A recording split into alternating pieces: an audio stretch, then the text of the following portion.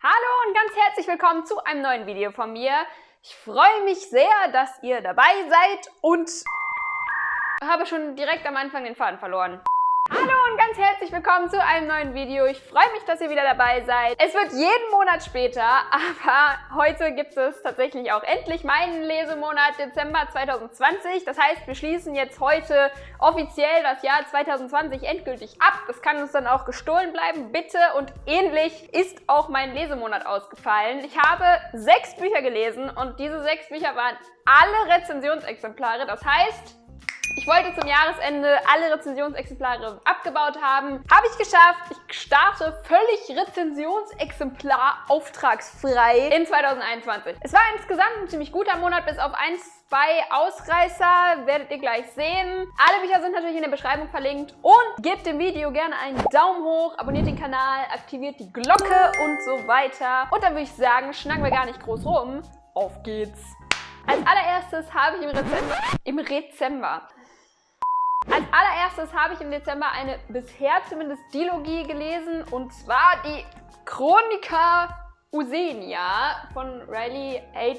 Bush. Band 1, Tag des Nakata, und Band 2, Macht des Feuers. Das ist so eine Fantasy mit Seefahrer-Ästhetik und ich werde euch nicht verraten, worum es in Band 2 geht, aber natürlich in Band 1. Und zwar geht es um Dakan Lacorso, der ein Frachtschiff kapitaniert. Sprachen lernen, Bubble. Der ist Kapitän auf einem Frachtschiff und sein Schiff hat so ein bisschen finanzielle Sorgen und deswegen nimmt er einen Auftrag an, der quasi undurchführbar ist. Er soll nämlich eine angebliche Heilpflanze von so einer Geisterinsel holen. Dafür bekommt er viel Geld, deswegen macht er das mit seiner Crew und fährt dahin und dann passieren ganz viele gruselige Geistergeschichten. Ein Abenteuer auf jeden Fall. So, ja, was soll ich sagen? Halt dein Maul. Ich habe mich eigentlich voll auf die Bücher gefreut und dann habe ich mit Band 1 angefangen und habe halt wirklich richtig gelitten. Ich fand den gar nicht gut. Die Geschichte an sich und die Idee ist total vielversprechend und die Geschichte war auch nicht schlecht. Das Problem war halt vor allem im ersten Teil, der Schreibstil. Ich fand das Buch unfassbar schlecht geschrieben. Es hatte so Züge von so einem Aufsatz in der Grundschule irgendwie und das hat mir so gar nicht gefallen, dass ich zwischendurch auch echt 100 Seiten übersprungen habe. Bin ich aber, glaube ich, ein bisschen alleine mit der Meinung. Also ich habe mir dann mal die Rezensionen zu den Büchern angeguckt und viele haben geschrieben, dass sie gerade den Schreibstil total toll fanden. What? Was mich aber auch an der Handlung gestört hat, war das Ende. Da gab es nämlich einen Cliffhanger, der dann im zweiten Teil nicht mal mehr thematisiert wurde. Also das kam gar nicht mehr vor. Es fing dann im zweiten Teil quasi einfach eine neue Geschichte an, aber es hat sich gelohnt, dran zu bleiben, weil der zweite Teil war dann deutlich besser geschrieben und die Geschichte war insgesamt auch irgendwie stimmiger und spannender, auch wenn sie den Cliffhanger aus dem ersten Teil nicht aufgelöst hat. Der zweite Teil war dann ziemlich gut, der erste leider richtig schwach. Das nächste Rezi-Exemplar, das ich noch auf dem Stapel hatte, habe ich leider mittlerweile verliehen. Das heißt, es ist nicht mehr hier. Ich blende euch aber natürlich ein Bild ein. Und zwar war das Emilys Erbe von Bianca Elliott. Und das spielt in 2 Zeitsträngen. Der Hauptgeschichtenteil, würde ich sagen, spielt in Ostpreußen im Jahr 1945, das Ende vom Zweiten Weltkrieg. Und da lebt Emily auf einem Gut, also so einem großen Reiter, Bauernhof quasi. Hä?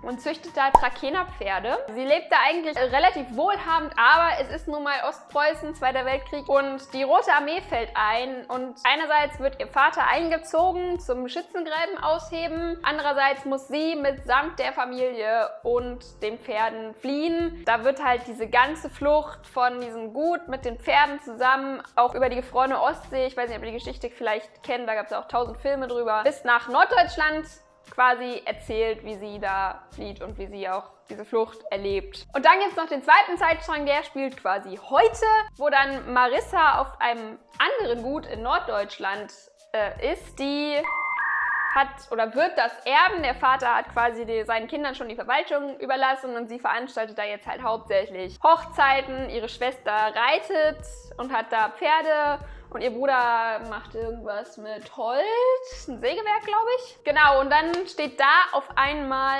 eine alte Dame im Hof und das ist Emily, die lang verschollene Großmutter. Und da nimmt dann auch noch eine Geschichte ihren Lauf, die natürlich dann auf dem historischen Zeitstrang basiert. So. Mir hat das richtig gut gefallen. Also der Teil, der heute gespielt hat, war so ein bisschen belanglos, vor allem verglichen zu dem, was 1945 abging. Also diese Fluchtgeschichte hat mich persönlich sehr berührt. Die war auch sehr, sehr, sehr authentisch geschrieben. Die Autorin hat im Nachwort erzählt, dass sie hauptsächlich basierend auf Erzählungen von ihrer Oma geschrieben hat. Das hat man echt gemerkt. Also es war echt nah. Den Schreibstil fand ich ein bisschen hölzern, aber nicht so, dass es gestört hätte. Konnte ich verschmerzen und wer auf solche Geschichten steht, so wie ich liebe sowas ja sehr, der kann sich das Buch mal angucken. Würde ich empfehlen. Dann habe ich mal wieder zu einem Hörbuch so, ihr versteht, ne? Dann habe ich mal wieder zu einem Hörbuch gegriffen. Und zwar habe ich gehört die Biografie von Montana Black, also dem größten deutschen Twitch-Streamer aktuell. Der hat ja mal sein Leben aufschreiben lassen von einem jungen Mann namens Dennis Sand. Ich habe mir dieses Hörbuch mal zu Gemüte geführt und ich muss sagen, man kann ja von Monte halten, was man will. Aber ich finde ja, dass sein Leben, seine Geschichte, das ist schon irgendwie, also vor allem ist es super spannend. Der hat halt wirklich schon echt viel erlebt für einen Ende 20-Jährigen oder wie auch immer, wie alt der ist. Das ist ja immer ein Geheimnis, ne? Der ist ja von einer eigentlich relativ glücklichen Kindheit auf eine super schiefe Bahn gerutscht, bis er dann angefangen hat mit YouTube und irgendwie ist es auch schön zu sehen. Dementsprechend hat mir das tatsächlich sehr gut gefallen. Ich rechne es Monte im Übrigen sehr hoch an, dass er das Buch, weil er weiß, dass er es nicht gut gemacht hätte, dass er das Buch weder selber geschrieben noch selber eingesprochen hat. Das hat er einigen seiner YouTube-Kollegen voraus. Lukas Regal! Dementsprechend würde ich dieses Buch auf jeden Fall zu den besseren Influencer-Büchern zählen. Es hat natürlich jetzt nicht das Rad neu erfunden. Jeder hat schon mal eine Biografie geschrieben, aber das ist auf jeden Fall eine sehr interessante Biografie. Übrigens, spätestens seit ich dieses Buch gehört habe, überlege ich, ob ich auch mal auf Twitch mich umschauen sollte und vielleicht mal streamen sollte. Wenn ihr das wollt, zeigt mir das mal mit einem Daumen hoch. Ich hätte nämlich eigentlich ziemlich Bock. So, als nächstes habe ich noch ein Buch, das ich schon seit Ende September hier rumstehen habe. Bitte verzeih mir, lieber Verlag. 12 Sekunden später. Nee, Ende Oktober war es. Alles gut. Auch nicht gut. Die Rede ist von der Legende der Adlerkrieger von Yin Yong. Ab jetzt werde ich in diesem Abschnitt keine Namen mehr aussprechen.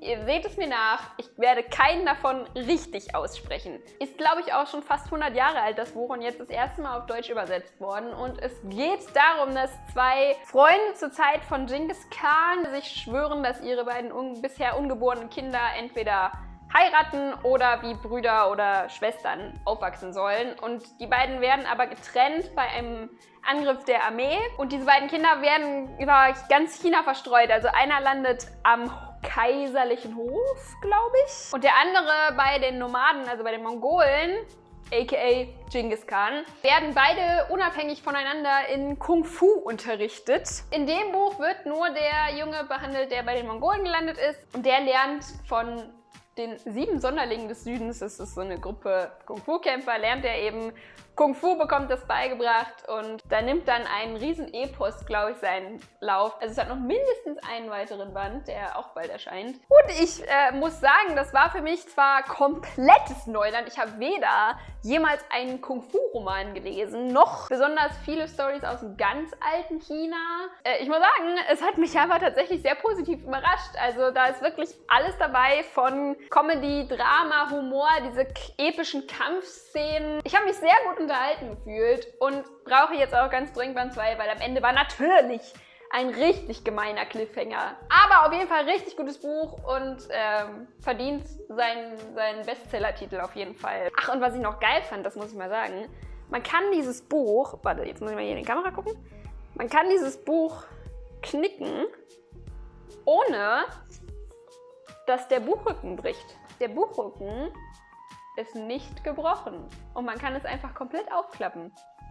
Love it. Dafür noch einen riesen Bonuspunkt. Und dann sind wir schon beim letzten Buch für den Monat Dezember. Und genau genommen zählt es für mich eigentlich auch erst zum Januar. Ich habe es zwar am 31. Dezember noch beendet, aber es ist eigentlich erst letzte Woche erschienen. Ich durfte es freundlicherweise schon vorab lesen. Vielen, vielen Dank nochmal an dieser Stelle. Und die Rede ist von Grand Hotel Odessa, die Stadt im Himmel von Charlotte Roth. Ihr habt es wahrscheinlich jetzt in letzter Zeit öfter gehört. Ich bin ja ein großer Fan von Charlotte Roth. Sie war ja auch schon in meinen Jahreshighlights vertreten. Das spielt in der Stadt Odessa in der Ukraine, wer es nicht kennt. Die Hauptperson ist Oda Liebenthal, heißt sie, glaube ich. Die ist Hotelerbin von diesem Grand Hotel und geht mit diesem Hotel quasi durch eine Krise nach der anderen. Also es beginnt damit, dass sie an ihrem 21. Geburtstag mit einem Balletttänzer durchbrennen will, der dann aber stattdessen mit ihrer besten Freundin durchbrennt. Das geht doch nicht! Sie erbt dann dieses Hotel und führt es halt durch diese Zeit, die ja auch am Ende dann im Ersten Weltkrieg mündet. Aber das ist so eine ganze Familie, oder so ein Freundeskreis, der so um dieses Hotel rotiert. Und es spielt teilweise auch in einem zweiten Zeitstrang mit ihrem Vater, der das Hotel aufbaut. Und dieser ganze Freundeskreis hat halt jeder seinen eigenen Handlungsstrang und die landen alle am Ende wieder in diesem Hotel. Und das so ist grob erklärt die Geschichte. Es gäbe noch viel, viel mehr zu sagen. Für seine 600 Seiten hat es echt viel Inhalt, muss ich sagen. Und ihr ahnt es schon, es ist so gut. Es ist so gut. Die gute Frau Roth hat mich wieder überzeugt. Ich bin total begeistert. Das Buch hat mich wirklich berührt. Und ich bin auch wieder wirklich mitgegangen und habe diese Zeit sehr gefühlt. Und diese Emotionen, die da irgendwie in dieser wilden Zeit auch drin steckt, das war wirklich unfassbar gut. Hat mir richtig gut gefallen. Ein schöner Start fürs Lesejahr 2021. Und da kommt wohl auch noch ein zweiter Teil, der dann in den 20er und 30er Jahren spielt und ich freue mich schon so darauf. Ich bin richtig gespannt, wie es weitergeht. So, das war mein Lesemonat Dezember. Ich hoffe, es hat euch gefallen. Wenn ja, dann gebt gerne einen Daumen hoch und schreibt mir mal in die Kommentare, was euer Lesehighlight im Dezember war. Ich freue mich über Inspiration. Also, und dann machen wir an dieser Stelle Feierabend, würde ich sagen. Hier gibt es jetzt noch 2 Videos. Hier könnt ihr noch abonnieren, damit ihr nichts mehr verpasst. Denkt dran, die Glocke zu aktivieren, damit supportet ihr mich auch noch ein bisschen. Und dann wünsche ich noch einen wunderschönen Tag, Abend, Nacht, was auch immer. Macht es gut. Auf Wiedersehen. Ciao!